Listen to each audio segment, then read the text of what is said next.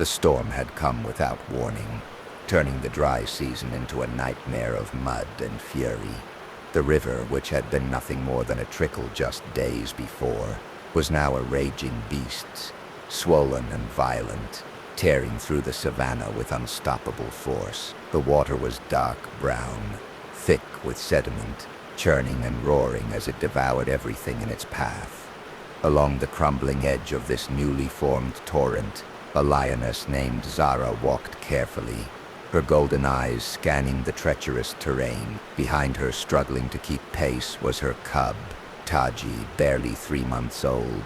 His small paws slipped on the wet grass, his eyes wide with confusion at the transformed landscape. The air was heavy with moisture, and the roar of the water was deafening, drowning out even the usual sounds of the savannah. Zara paused frequently, turning to check on her cub, her maternal instinct on high alert. This was not the safe world she had known. Everything felt wrong, dangerous, unpredictable. She needed to move her cub to higher ground away from the flooding plain, but the safest route required them to skirt the edge of this monstrous river.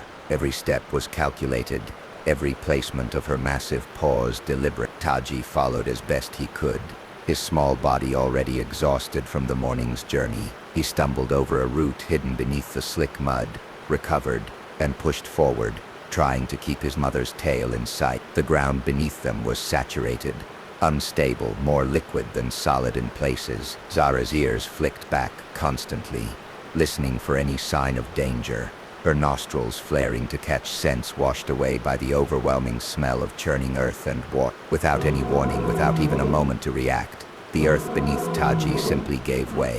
1 second he was walking, the next he was falling, sliding down a collapsing bank of mud and grass. His small claws scrambled desperately for purchase, finding nothing but slippery soil that came away in chunks. He let out a sharp, terrified squeal, a sound that sliced through the roar of the water and pierced directly into Zara's heart. She spun around instantly, her powerful muscles coiling, but she was too far, too late. Taji hit the water with a splash that was swallowed immediately by the river's roar. The current seized him like a predator, yanking him downstream with terrifying speed. His small head bobbed up once, twice, his eyes wide with panic, his mouth open in a silent cry. Zara exploded into motion, her body a blur of golden muscle and desperate power. She ran along the bank, her paws pounding the muddy earth, keeping pace with the racing water. Her eyes never left Taji's small form as he was swept away, tumbling in the merciless current. She roared, a sound of pure anguish that echoed across the flooded plain, but the river was louder, indifferent to her pain. Taji's small body spun in the current, pulled under, resurfacing, gasping, pulled under again. His tiny legs thrashed uselessly against the overwhelming force of the water. Zara ran faster, her lungs burning, her heart a hammer of terror. She searched frantically for any point where she could intercept him, any place where the current might slow, but the river offered nothing. It was chaos, endless and merciless. Then, as if by some desperate miracle, Taji's flailing paws struck something solid. A massive log, ancient and waterlogged, was jammed against a cluster of submerged rocks near the center of the river. The log formed a temporary island in the torrent, and Taji's claws found purchase on its rough bark. He clung to it with every ounce of strength his small body possessed, his head barely above the churning water, waves crashing over him with relentless fury. Zara skidded to a halt on the bank directly opposite where Taji clung to the log. Her chest heaved, her eyes locked onto her cub with an intensity that was almost unbearable. She roared again, but this time the sound was different, layered with helplessness and something close to despair. Taji was alive, but he was trapped, and the distance between them might as well have been a canyon. Could Taji hold on long enough? Or would the river claim him before help could arrive? Zara paced the muddy edge, her massive body trembling, not from cold but from the overwhelming surge of adrenaline and fear coursing through her. She took several steps into the water, feeling the immediate and violent pull of the current against her legs. The force was staggering, even for an animal of her size and strength. She pushed forward another step, the water rising to her chest, the current threatening to sweep her away as well. Her claws dug into the submerged earth, but it was useless. The river was too strong, too fast, too deep. She would be carried away just as Taji had been, and then both of them would be lost.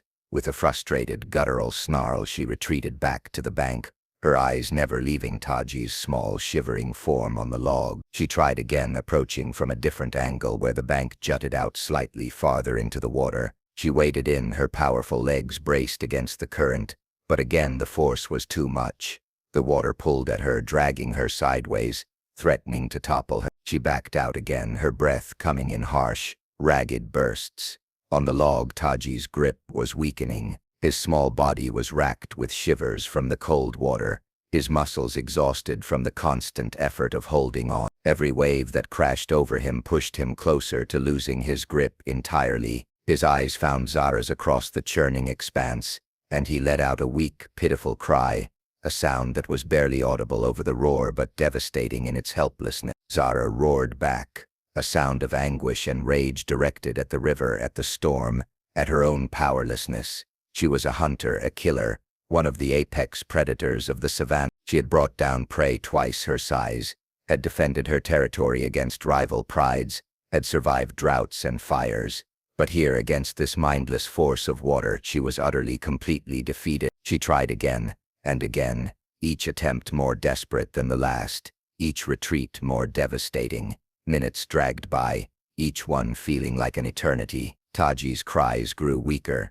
His small head dipped lower, barely clearing the water now. His claws were slipping, his strength fading. Zara could see it, could feel the life draining from her cub with each passing second, and the knowledge was a physical pain in her chest. She stood on the bank, her body shaking, her mind racing through options that didn't exist. The water mocked her with its relentless roar. Then, through the chaos, through the thunder of the river and the pounding of her own heart, Zara heard something else, a sound that under any other circumstance would have sent her into immediate retreat. The low rumble of an engine, the unmistakable sound of a vehicle approaching along the dirt road that cut through the acacia trees several hundred meters behind her. In her entire life, Zara had learned one unwavering rule: humans meant danger. Humans meant loud noises, fire sticks that killed from a distance, the smell of metal and smoke. Humans were to be avoided, fled from, never approached. Her mother had taught her this, and she had taught it to Taj. The survival of every lion depended on maintaining distance from the two-legged creatures who dominated the world beyond the savannah. But as she stood there, watching her cub's grip weaken, watching the life slip away from him, something shifted inside Zara. It was not thought, not rational calculation. It was something deeper, more primal than even her survival instincts. It was the overwhelming, all-consuming force of maternal love, a bond that transcended logic and self-preservation. Her eyes darted between Taji on the log and the direction of the engine sound. Every fiber of her being screamed at her to stay away from the human, but a louder, more desperate voice told her that Taji had seconds, not minutes. She was out of options. She was out of time. Zara made a choice that shattered every lesson survival had ever taught her. She turned away from the river and ran. Her powerful legs carried her across the muddy ground, away from her drowning cub, toward the sound of the engine. It was the hardest thing she had ever done, every instinct screaming at her to go back, but she pushed forward, driven by a desperate, impossible hope. The vehicle came into view, a dusty ranger truck bouncing along the rough road. Behind the wheel was Marcus, a wildlife ranger who had spent the better part of 2 decades patrolling these lands. He knew every watering hole, every pride's territory, every seasonal migration route. He had seen drought and plenty, birth and death, the full brutal beauty of the savannah, but he had never seen what was about to happen. Marcus spotted the Lioness first. His hands instinctively tightened on the wheel, his foot hovering over the brake. A lioness running directly toward his vehicle was never a good sign. He had been charged before, had navigated tense standoffs with territorial males, but something about this felt different. He slowed the truck, his eyes scanning for the rest of the pride, looking for cubs that might explain protective aggression. But there was only the one lioness, and as she drew closer, Marcus's trained eye caught something that made him pause. Her body language was all wrong for an attack. Zara skidded to a halt directly in front of the truck, less than 10 meters away. Marcus braced for the charge, but it didn't come. Instead, the lioness did something he had never witnessed in 20 years in the field. She lowered her head, not in a crouch to pounce, but in something that looked almost like submission, a soft, whimpering sound escaped her throat. Not a roar, not a growl, but a sound of distress. Marcus felt the hair on the back of his neck stand up. He had heard lions roar in rage, grunt in contentment, snarl in warning, but this sound was different. It was communication, clear and desperate. The lioness's eyes met his through the windshield, and what Marcus saw there stopped his breath. It was not aggression, not territorial fury. It was fear, pure maternal fear, the kind of fear that transcended species, that spoke a universal language. Zara let out another cry, sharper this time, then spun around and ran back toward the river. She stopped after 20 meters, turned, and looked back at Marcus. The message was unmistakable. "Follow me." Marcus sat frozen for 3 full seconds, his mind trying to process what his instincts already understood. Then, almost without conscious decision, his foot pressed the accelerator. The truck lurched forward, following the lioness as she bounded back toward the flooded riverbank. His rational mind told him this was insane, that following a wild lioness was a violation of every safety protocol he knew. But another part of him, the part that had spent a lifetime reading animal behavior, understood that he was witnessing something extraordinary, something that demanded he respond. Zara led him directly to the river's edge, then stopped, turning to face the water. Marcus brought the truck to a halt, and stepped out slowly, his eyes immediately finding what the lioness was staring at. There, clinging to a log in the center of the churning river, was a tiny lion cub, barely visible above the waves, its small body shaking with exhaustion and cold. Marcus's heart sank. The situation was immediately devastatingly clear. The lioness had just asked a human for help, and now Marcus had to decide if he would answer. Marcus stood at the edge of the muddy bank, his eyes moving between the struggling cub on the log and the massive lioness standing just a few feet away. The ranger's mind raced through the calculation. The river was at least 20 meters wide at this point, the current moving at a speed that could sweep a grown man off his feet in seconds. The water was cold, thick with debris, and completely unpredictable. But those were just the physical danger. The real wildcard was standing right beside him. Zara remained fixed on Taji, her body vibrating with tension. Her eyes never left her cub, but Marcus could see the way her ears tracked his every movement, the subtle shift of her weight when he took a step closer to the water. She was allowing him here, but that permission could be revoked in an instant. One wrong move, one gesture she interpreted as a threat, and those massive jaws could close around his throat before he even registered the attack. Marcus had seen what lions could do. He had treated rangers who survived maulings, had documented kills where prey animals were taken down in seconds. He knew the power contained in the animal standing beside him, but he also knew something else. He knew that the lioness had chosen to trust him, had made a decision that went against every survival instinct she possessed. She had put her faith in a human, the very species she had been taught to fear and avoid.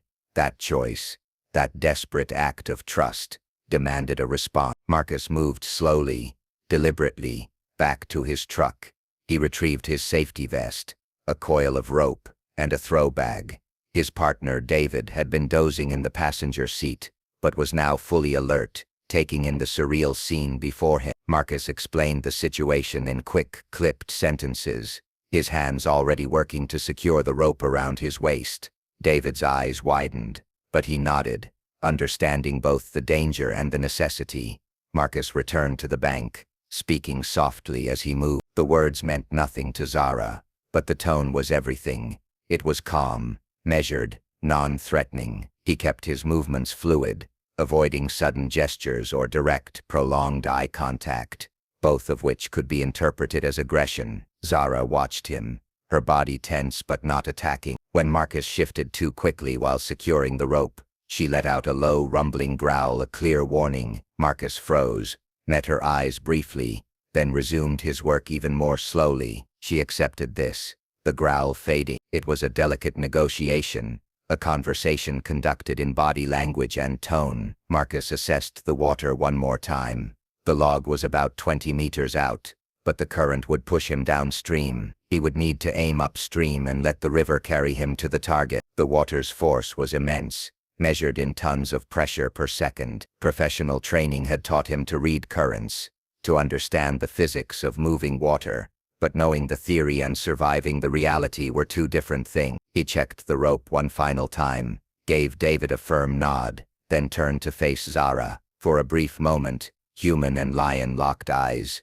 Marcus saw the desperation there, the pleading that needed no translation. He nodded, a gesture she could not possibly understand, but one that felt necessary nonetheless. Then, with a deep breath that he hoped would not be his last, Marcus stepped into the river.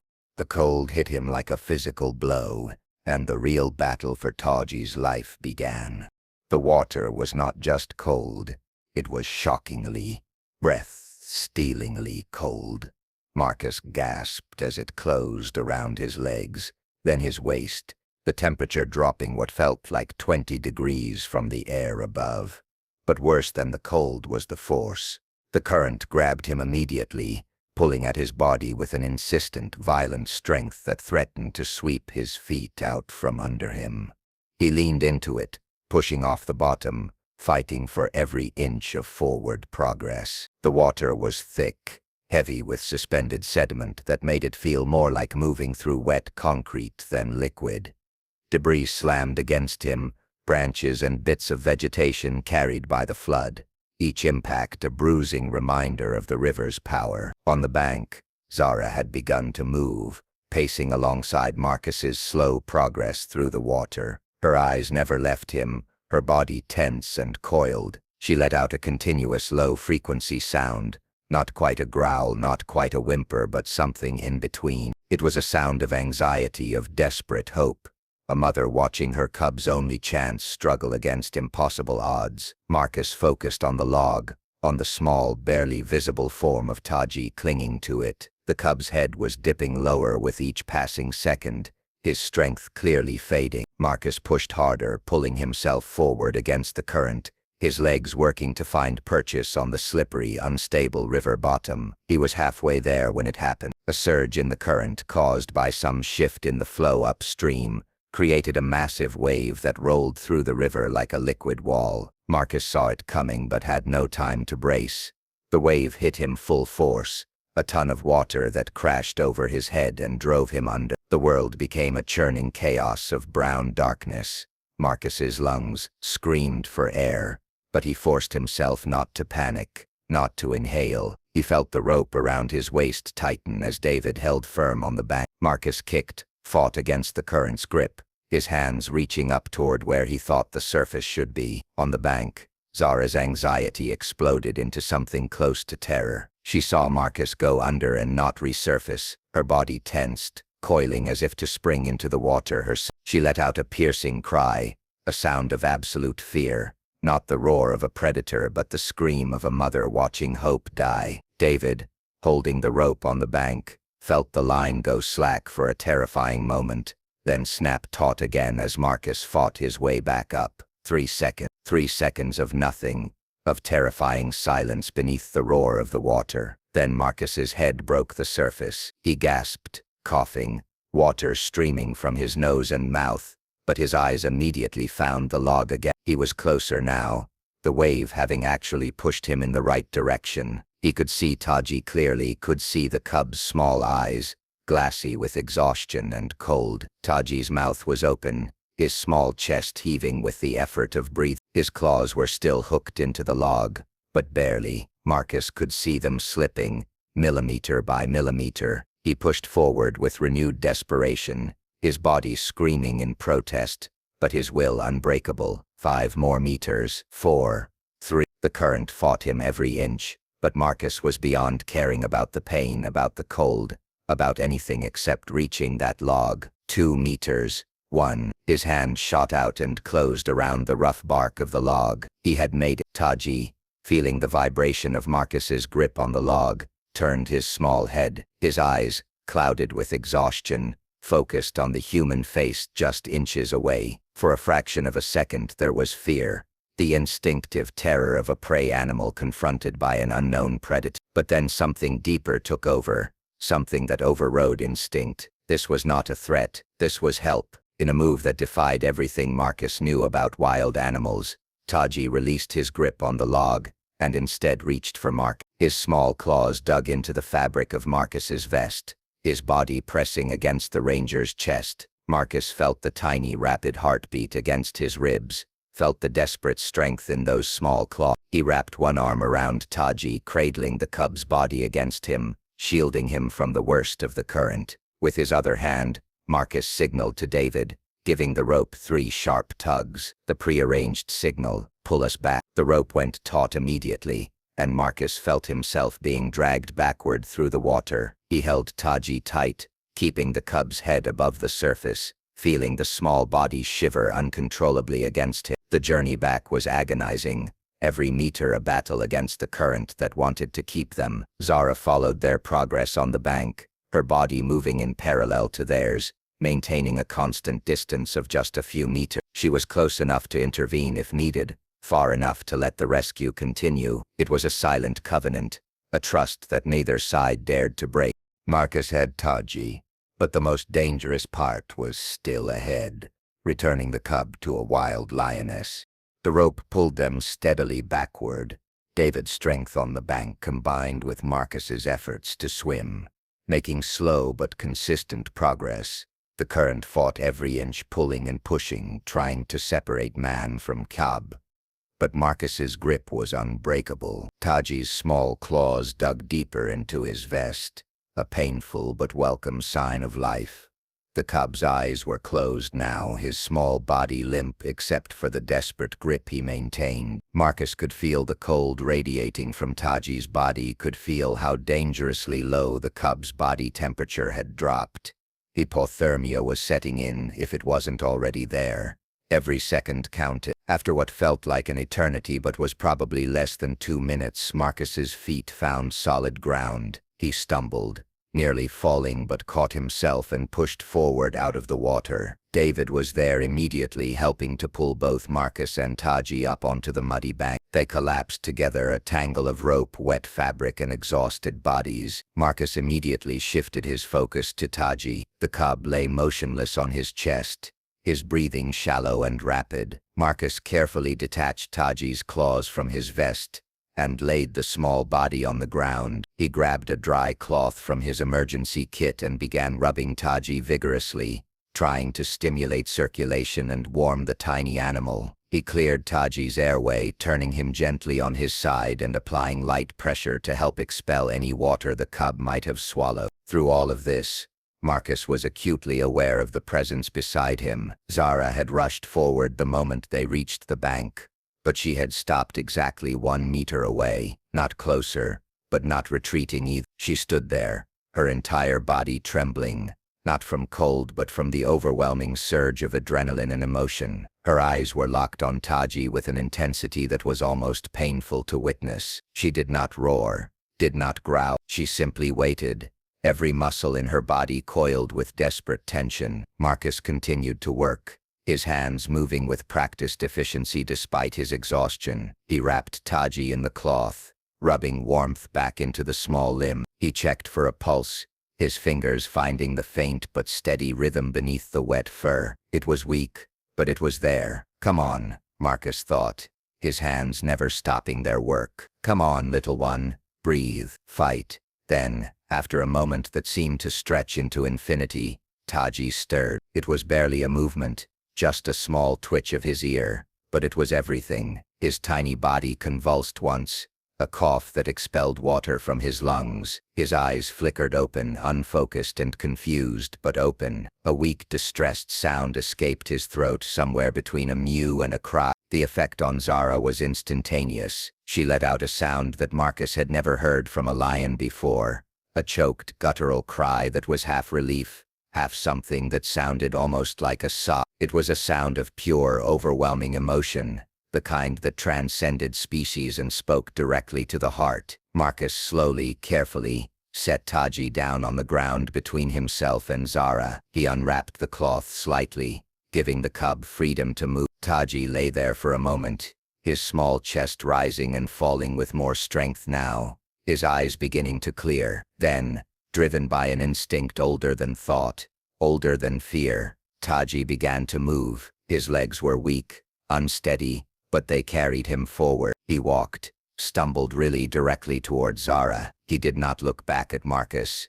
did not hesitate. He knew where he needed to be. Zara met him halfway, closing the distance in 2 powerful bounds. She immediately enveloped Taji with her body, her massive head lowering to cover him completely. Her tongue began to work, licking him with fierce intensity, cleaning him, warming him, confirming that he was real, that he was alive, that he was hers. Her body curved around his, shielding him from the wind, from the world, from everything. Taji pressed into her warmth, his small body finally able to release the tension it had held for so long. He let out a weak but content sound, his tiny paws kneading against her chest. Zara's body trembled as she held him, her eyes closing briefly in what could only be described as overwhelming relief. What Marcus witnessed next would change his understanding of the wild forever. Marcus sat back on the muddy ground, his body finally registering the exhaustion, the cold, the pain from a dozen bruises and scrapes. But none of it mattered. He watched the reunion before him, watched the primal bond between mother and cub reassert itself, and felt something shift inside his chest. This was not just a rescue. This was not just doing his job. This was a moment of profound connection, a bridge between 2 worlds that were supposed to remain forever separate. David had moved to stand beside Marcus, and the 2 men watched in silence as Zara continued to clean and comfort Tay. She licked every inch of his small body, her massive tongue covering him completely with each stroke. Her purr, a deep rumbling sound that resonated through her entire frame, filled the air. It was a sound of contentment, of relief, of love, that needed no translation. Taji was responding now, his strength returning with each passing minute. He nuzzled against Zara's chest, his small paws pushing and kneading, his eyes half closed in contentment. The color was returning to his nose and paw pads, the dangerous pallor of hypothermia fading as warmth returned to his body. After several minutes, Zara finally lifted her head and looked at Marcus. Their eyes met across the small distance, and Marcus felt the weight of that gaze. There was no aggression there, no threat. There was something else, something he hesitated to name because it seemed too human, too impossible. But if he had to describe it, he would say it looked like gratitude. Zara held his gaze for several long seconds. Then she looked down at Taji, then back to Marcus. She made a soft chuffing sound, low and brief, then carefully picked Taji up by the scruff of his neck. The cub dangled from her jaws, completely relaxed, trusting. Zara turned away from the river, away from the road, and began to walk toward the line of acacia trees in the distance. She moved slowly, carefully, her precious cargo held securely. After about 10 meters, she paused and looked back one final time. Marcus raised his hand in a small gesture. Nothing dramatic, just a simple acknowledgement. Zara held his gaze for one more moment, then turned and disappeared into the tall grass. Taji safe in her grasp. Marcus and David stood there long after the lioness had vanished, the roar of the river the only sound filling the air. Finally David spoke, his voice rough with emotion. "That just happened, right? I didn't imagine that." Marcus let out a long, shaky breath, running his hand through his wet hair. "No, you didn't imagine it. That just happened." They walked back to the truck slowly, both men processing what they had witnessed. Marcus's body ached. His clothes were soaked and muddy, and he would probably need to explain this incident in a dozen different reports. But none of that mattered. He had just witnessed something that most people would never believe, something that would stay with him for the rest of his life. As he started the engine and began to drive away from the flooded river, Marcus glanced one more time toward the acacia trees where Zara and Taji had disappeared. Out there somewhere in the vast savanna, a mother was caring for her cub.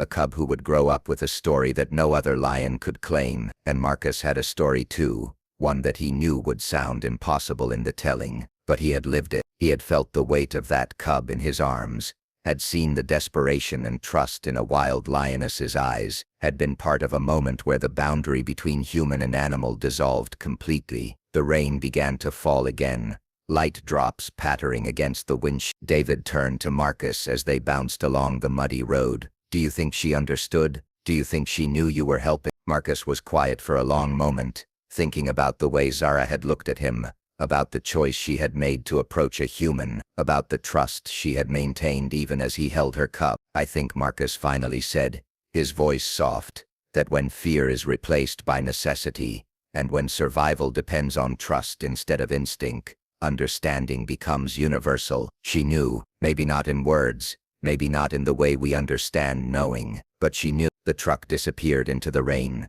leaving behind only tire tracks in the mud in a story that would ripple through the ranger stations for years to come. Back in the savannah, beneath the shelter of an acacia tree, Zara curled her body around Teji, keeping him warm and dry as the rain fell softly around them. The cub was sleeping now, his breathing steady and strong, his small body completely relaxed in the safety of his mother's embrace. Zara's eyes were half closed, her body finally able to release the tension that had gripped her for the past hour. But she remained alert, as mothers always are, ready to move if danger approached. In that moment, under the vast African sky, two lives continued on that might have ended. A cub would grow, would learn to hunt, would perhaps have cubs of his own one day, and a ranger would carry a story, a truth that defied explanation but demanded to be told. Because in the space where human and wild intersect, where desperation meets compassion, where a mother's love transcends every boundary of species and instinct, the impossible becomes not only possible but inevitable. The river continued to rage, indifferent to the miracle that had occurred on its banks, but the lives it had touched were forever changed. Trust had been given and honored, help had been asked for and provided, and in that exchange, something profound had been proved: that empathy is not a human invention, that connection is not limited by species, that when the world strips away everything except raw need and the willingness to respond, we are all simply living beings trying to survive, trying to protect the ones we love, trying to find hope in the chaos. The rain fell, the river roared, and life, precious and fragile and impossibly resilient, continued. This story is more than just about survival. It's about the unbreakable bond between humans and animals, and how sometimes they don't just share our lives, they save them.